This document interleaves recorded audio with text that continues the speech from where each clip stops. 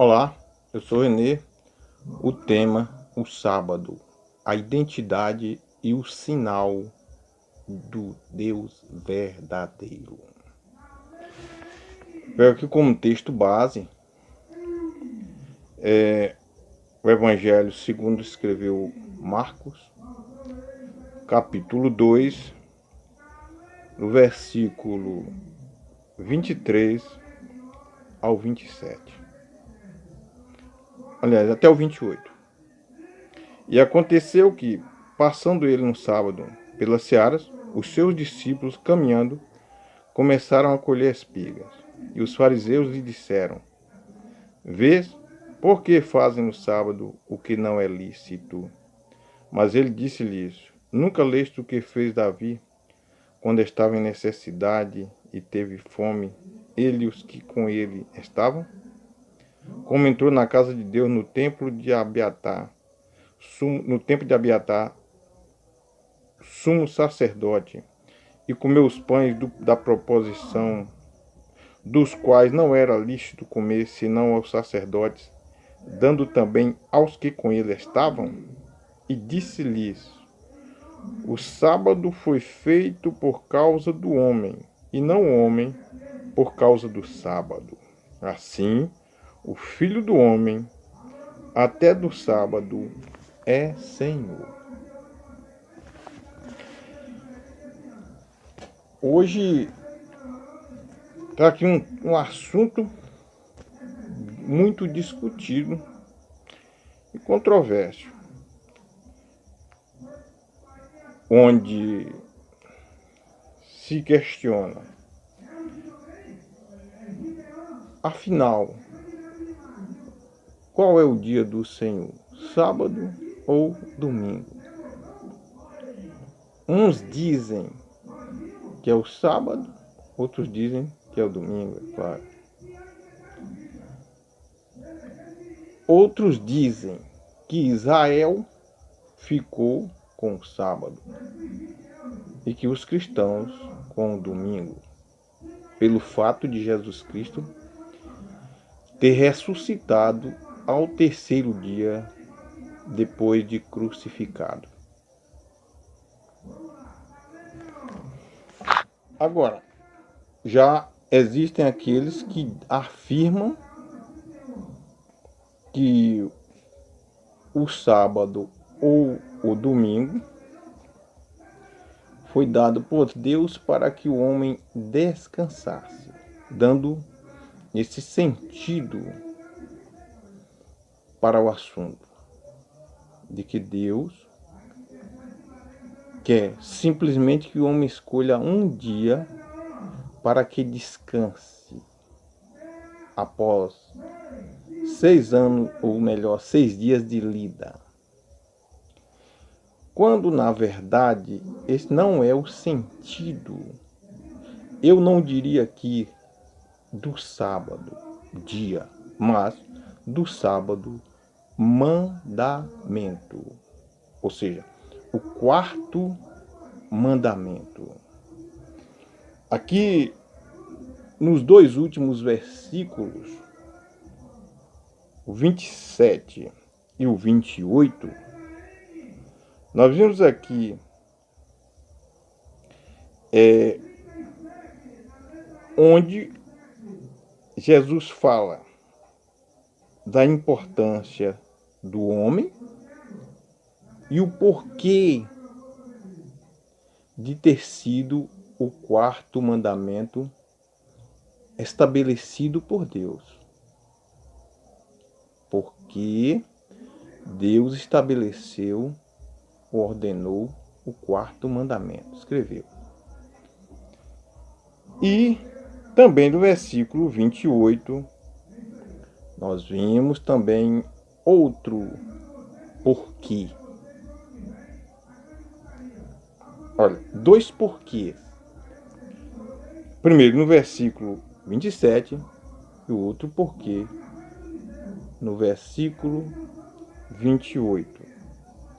O que eu quero dizer com isso é que o conceito do sábado, o quarto mandamento, ele é tanto a identidade de Deus como o sinal de Deus. Lembrando que aqui em Gênesis capítulo 2, versículo 1 ao 3, vejamos: E assim os céus, a terra e todo o seu exército foram acabados. E havendo Deus acabado no dia 7º a obra que fizera, descansou no 7º dia de toda a sua obra que tinha feito. E abençoou Deus o dia 7º e o santificou. Ponto e vírgula. Aí vem aqui o porquê. Porque nele descansou de toda a sua obra que Deus criara e fizera. Aqui em Marcos, no 27, quando Jesus afirma que o sábado foi feito por causa do homem e não o homem por causa do sábado. Primeiro aqui nós podemos descobrir a importância ou a valorização do ser humano para Deus, que é o alvo do sacrifício feito por Jesus Cristo na cruz do Calvário. Quando muitos nos nossos dias, como fizeram os judeus, têm desprezado o ser humano e, por que não dizer, matado espiritualmente, alegando fidelidade à obra de Deus. Aqui faço uma pergunta: o que é a obra de Deus aqui? Qual é o alvo de Cristo aqui na terra, senão o ser humano? E muita gente, assim como fizeram os judeus com Cristo, tem, em defesa da bandeira do seu ministério, por fidelidade a um juramento, quem sabe na posse do seu cargo eclesiástico, se preciso for pegar o ser humano e bater com a cabeça na parede e o jogar porta fora, fazem.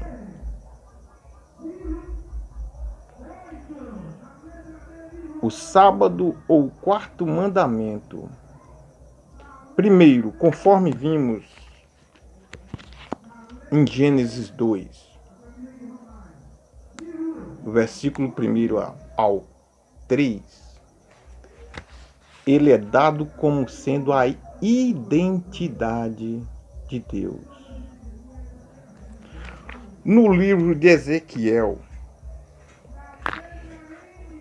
capítulo 20, no versículo 20, está escrito: santificai os meus sábados, e eles servirão de sinal entre mim e vós. Olha. Agora veja a finalidade: para que saibais que eu sou o Senhor vosso Deus. Aqui está o porquê de ter dito Jesus Cristo no versículo 27 de Marcos 2, que o sábado foi feito por causa do homem e não o homem feito por causa do sábado. Porque Deus já sabia que posteriormente, ele, como conhecedor de todo o futuro, surgiriam deuses e deuses, dezenas, centenas e milhares de centenas e milhões de deuses no decorrer de toda a história da humanidade. Então, para que o homem não vivesse em confusão, como aquele povo da cidade de Atenas, no capítulo 17 de Atos, que adoravam vários deuses, e por restar dúvida, por ter dúvidas, colocavam uma escrita no altar: ao Deus desconhecido. E aí, quando Paulo, ali pregando o evangelho, ele diz o seguinte: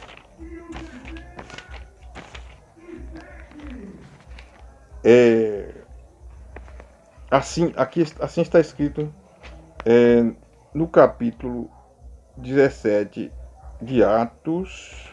Deixa eu me localizar aqui. Sim.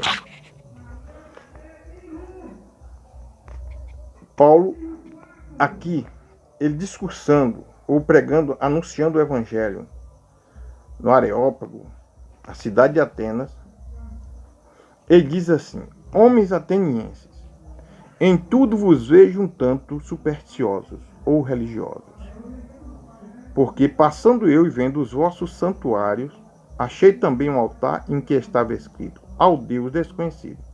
Esse Deus, pois, que vós honrais, não o conhecendo, é o que eu vos anuncio. Olha bem. Aí Paulo dá a identidade de Deus. Ou seja, Paulo traz o conceito do quarto mandamento, o conceito do sábado. Não estou falando aqui sábado dia para se descansar. Não estou aqui atribuindo valor salvício a um cerimonial, ao fato de se descansar, não se fazer nada no sábado.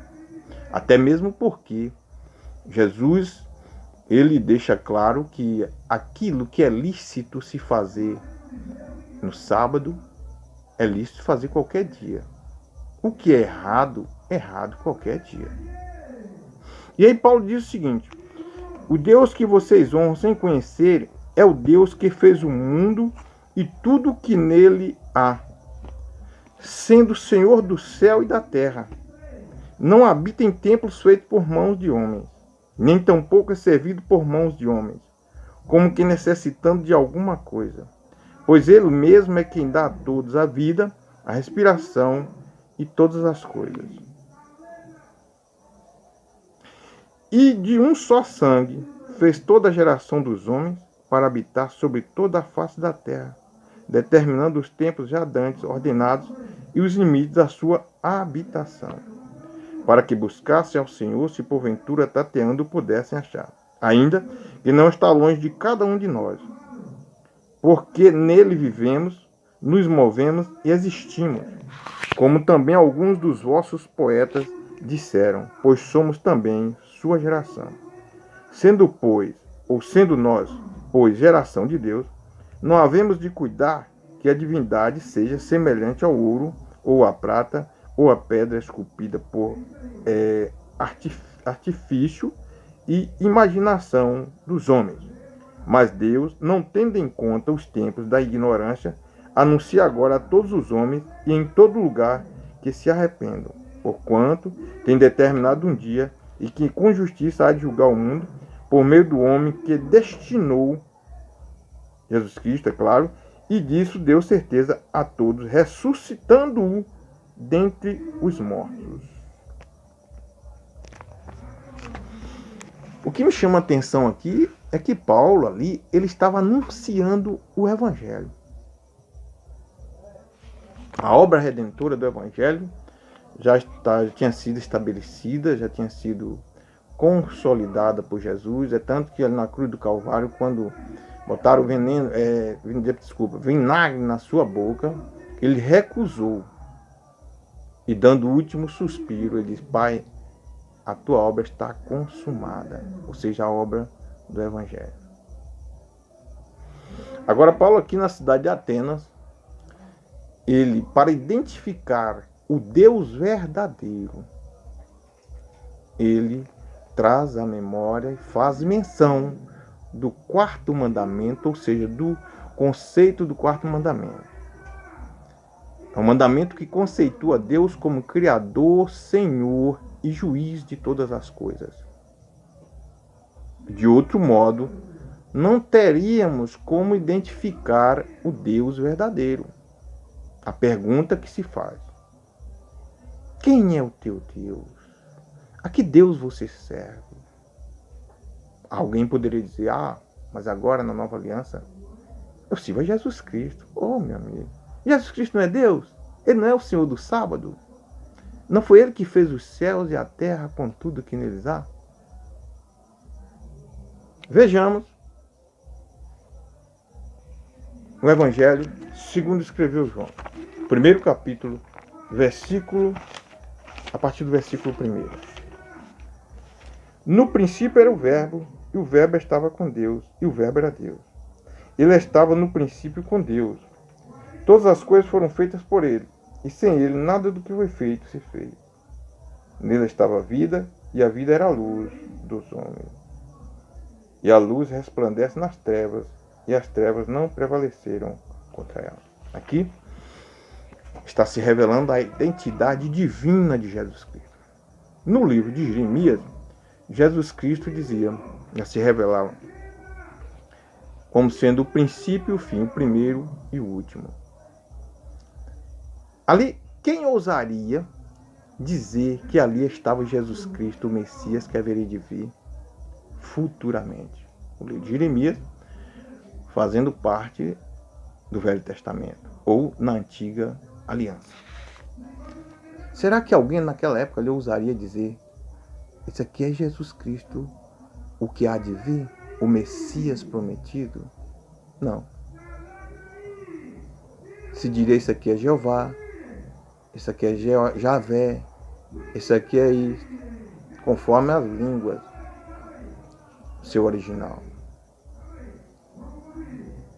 Agora, a gente vê no livro de Apocalipse, chegando no final, Jesus dizendo: eu sou o Alfa e o Ômega, o princípio e o fim.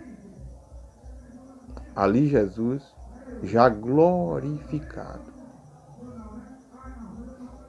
Jesus no livro de Marcos, no Evangelho segundo escreveu Marcos, ele, no versículo 28, ele diz assim: o Filho do Homem até do sábado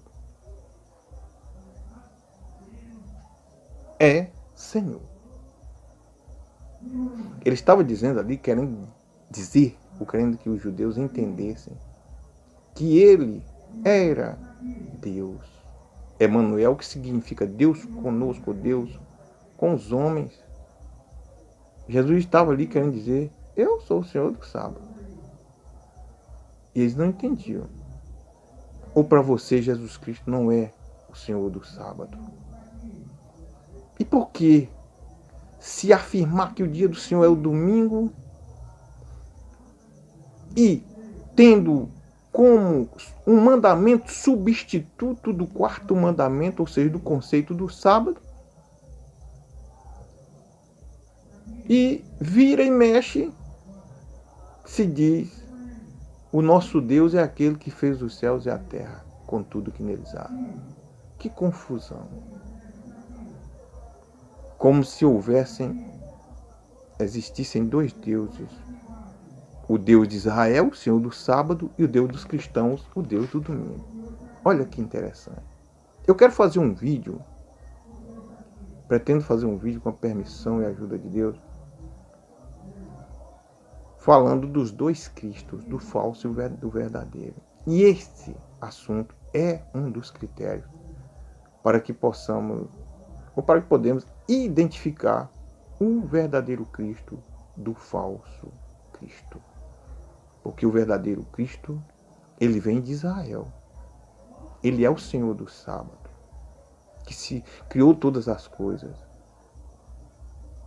e veio para realizar a nova aliança, derramando seu próprio sangue. A primeira aliança foi selada com sangue de animais, era insuficiente. Se não fosse suficiente, não haveria necessidade de se fazer uma nova aliança. Mas ele veio como homem, conforme está escrito no primeiro capítulo, nos primeiros versículos de João, do Evangelho segundo escreveu João. Ele veio como Deus, homem, e derramou o seu sangue. Foi morto, mas ao terceiro dia ele ressuscitou, glorificado. Por isso ele afirma em Apocalipse: Eu sou o alfa e o ômega, o princípio e o fim. Essa mesma afirmação, essa mesma afirmativa, ele fazia no livro de Jeremias. Então, nós podemos aqui ver no livro de Ezequiel, no capítulo 20, no versículo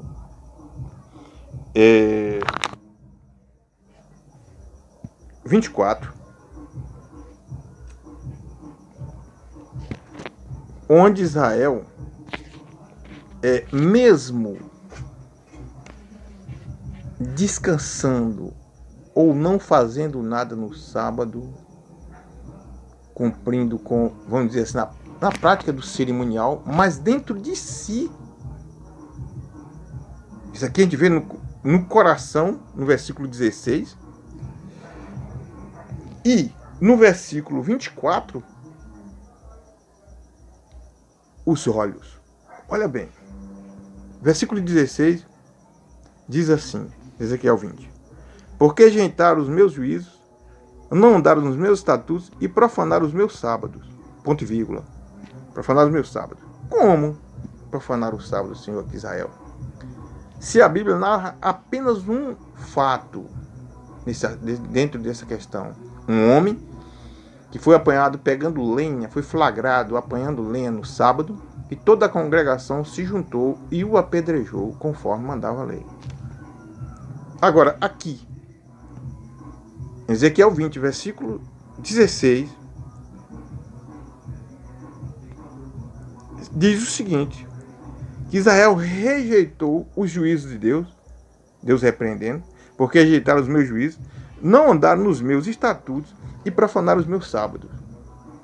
Ponto e vírgula. Você acha que Israel, a nação em peso, no sábado não cumpria com o cerimonial? Cada um cuidando em fazer aquilo que a lei proibia? Não. Israel estava ali, mas no coração. Porque, o seu coração andava após os seus ídolos. O coração, Israel se submetia à lei, mas no coração estava o desejo. No coração, Israel seguia ou andava após os seus ídolos. Já no versículo 24, está escrito: porque não executaram os meus juízos, rejeitaram os meus estatutos, profanaram os meus sábados, e os seus olhos iam após os ídolos de seus pais. E assim é nos nossos dias. Essa questão de sábado ou domingo, o dia em que se deve descansar, não faz nenhum sentido nesta nova aliança. Porque está escrito que o que vale para Deus é ser uma nova criatura. Não adianta que cerimonial. Tem gente que faz campanhas, vigílias, congressos, participa de tudo que o seu ministério determina que seja feito,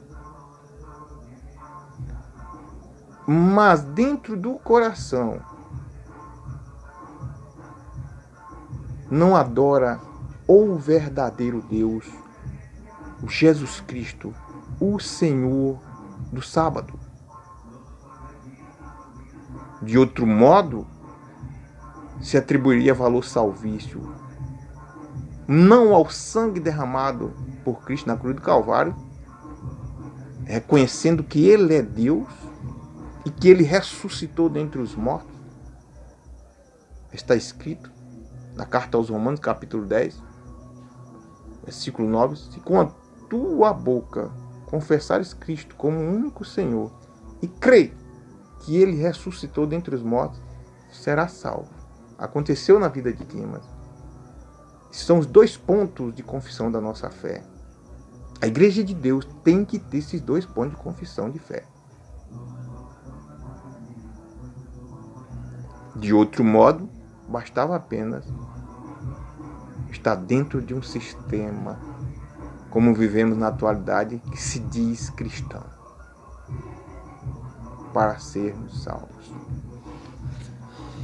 Bastaria então, no sábado, não fazermos nada, independentemente se amamos o próximo ou não. Jesus Cristo, ele tratando dos mandamentos ou do decálogo, ele diz: tudo se resume isso aqui: amar a Deus sobre todas as coisas e ao teu próximo como a ti mesmo. Muita gente, como Israel aqui no versículo 24, está professando o nome de Cristo, mas os olhos estão no passado. Os olhos estão nos ídolos do mundo. Estão apegados às coisas do mundo. E a recomendação na primeira epístola de João é: não ameis o mundo, nem as coisas que há no mundo. Porque se amar o mundo ou as coisas que no mundo há, o amor do Pai não está nos tais, nos que assim vivem. Quando Jesus, ele tratando, ainda no livro de Jeremias, e o autor da carta aos Hebreus faz menção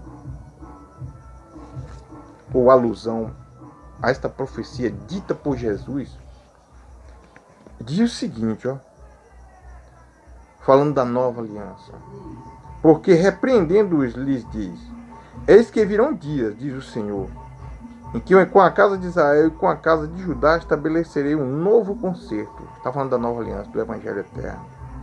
Não segundo o concerto que fiz com seus pais no dia em que os tomei pela mão para os tirar da terra do Egito. Como não permaneceram naquele meu concerto, eu para eles não atentei, diz o Senhor. Porque este é o concerto que depois daqueles dias farei com a casa de Israel, diz o Senhor. Porei as minhas leis no seu entendimento, e em seu coração as escreverei. Eu lhes serei por Deus, e eles me serão por povo. E não ensinará cada um ao seu próximo, nem cada um ao seu irmão, dizendo: conhece o Senhor, porque todos me conhecerão, desde o menor deles até ao maior. Olha onde está o sentido da conversão. Israel seguia cerimoniais. Israel, eu diria assim, era obrigado a cumprir com cerimoniais para evidenciar que estava servindo ao Senhor do sábado. Mas esse Senhor do sábado veio. E ele traz essa nova aliança. E hoje, nós precisamos ter aqui no coração, na tábua do coração, considerando que a Arca da Aliança representava a glória de Deus, pelo fato de dentro dela estar as leis de Deus, as duas tábuas da lei de Deus. Na primeira tábua estavam escritos os 4 primeiros mandamentos, que falam da relação do homem para com Deus. Não terás outro Deus diante de mim, outros deuses diante de mim. Não farás para ti mais escultura de nada naquilo que está em cima do céu nem embaixo na terra. Reticências. Não tomarás seu nome em vão. E observar, guardar, para nós hoje, considerar no coração o conceito do 4º mandamento. Porque, aí vem o porquê, olha a identidade de Deus como um Deus verdadeiro. O porquê de Deus ter escrevido ou dado o 4º mandamento. Porque em 6 dias o Senhor fez os céus e a terra. Ali, Êxodo 20, do 3 ao 17, tratando do decálogo, nós vimos o porquê ali Deus deu o 4º mandamento. Para que a sua igreja em todo o tempo, pudesse identificá-lo como o único Deus verdadeiro.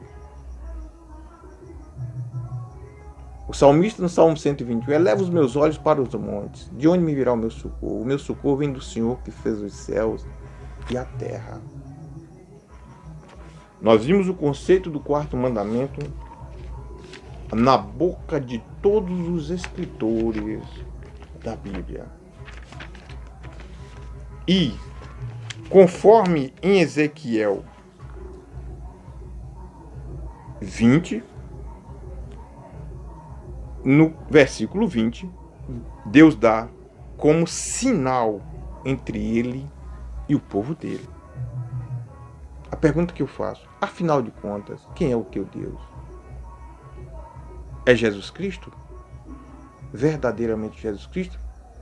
Ou você afirma que o Deus de Israel é o Senhor do sábado e o seu Deus, o teu Deus, é o Senhor do domingo? Espere, quantos deuses existem? É porque Jesus Cristo veio em carne e sangue, foi morto e ressuscitou o terceiro dia que ele deixou de ser o Senhor do sábado? Ele deixou de ser Deus, o Criador?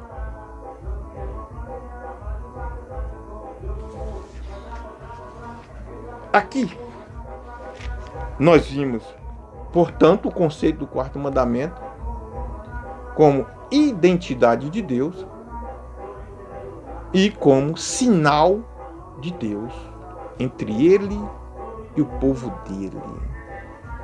Alguém poderia achar, então vejamos aqui, no livro de Apocalipse, é o último livro da Bíblia, no capítulo 14, a partir do versículo 6, onde está escrito assim: E vi outro anjo voar pelo meio do céu, que tinha o evangelho eterno, o evangelho, para proclamar aos que habitam sobre a terra e a toda a nação, tribo, língua e povo, dizendo com grande voz: Temei a Deus e dai-lhe glória, porque é vinda a hora do seu juízo, e adorai aquele que fez o céu, a terra, o mar e a fonte das águas. Aqui está o autor, ou melhor, aqui o anjo se identificando, o mensageiro de Deus aqui se identificando, ou identificando Deus como o Senhor do sábado, ou seja, com o quarto mandamento. Eu não quero nem dizer aqui o dia de sábado, não, o conceito do quarto mandamento. Esse é o verdadeiro sentido de sábado. Agora, em Isaías, no livro de Isaías, no capítulo 66, que é o último capítulo do livro, aqui, a partir do versículo 23, eu vou ler isso aqui para encerrar o vídeo. A partir do versículo 23, está escrito o seguinte, falando da posteridade. Aqui está tratando, depois você volta, pode pegar aqui o capítulo, na verdade, desde o capítulo 65, entrando para o 66, falando da posteridade, ou seja, depois da vinda de Cristo, toda a restauração do sistema de coisas. Diz assim a partir do 23, E será que desde uma lua nova até a outra, e desde um sábado até o outro, virá toda a carne adorar perante mim, diz o Senhor. Por que isso se faz menção sábado aqui? Está falando do conceito do quarto mandamento. Isso aqui para depois de tudo restaurado. Porque é o seguinte, no livro de Daniel 7, 25 está escrito que esse sistema no qual nós vivemos, ou do qual fazemos parte, digamos assim, fisicamente ou geopoliticamente, ele é responsável pela distorção dos mandamentos. Você vê ali no versículo 25 que esse sistema cuidaria em mudar os tempos e a lei. E já aconteceu. Quem é responsável por essa cumprimento dessa profecia? O cristianismo na sua primeira fase, no seu primeiro grupo, ou seja, no catolicismo. catolicismo, o cristianismo, na pessoa do catolicismo, é responsável pelo cumprimento dessa profecia. Portanto, assim que Jesus vir restaurar todas as coisas, ele restabelecerá a ordem como foi no princípio, quando Deus ali em Gênesis 2, ele criou todas as coisas e santificou o dia sétimo, estabelecendo o ponto de ordem da cronologia divina, o memorial da criação. E conforme está escrito em Apocalipse, na sétima trombeta, no dia do juízo divino, a arca da aliança foi aberta nos céus. A pergunta que eu faço para encerrar esse vídeo é: o que é que está escrito ali? O que é que tem ali dentro daquela arca? Por que a arca da aliança vai ser aberta no dia do juízo?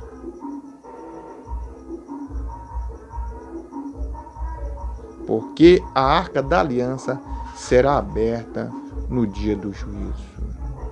Porque, assim como na primeira aliança, a lei real foi a base moral, assim é nessa nova aliança. A base moral é a lei real, selada com sangue de Jesus Cristo, o Senhor do sábado. Que Deus nos abençoe e nos guarde.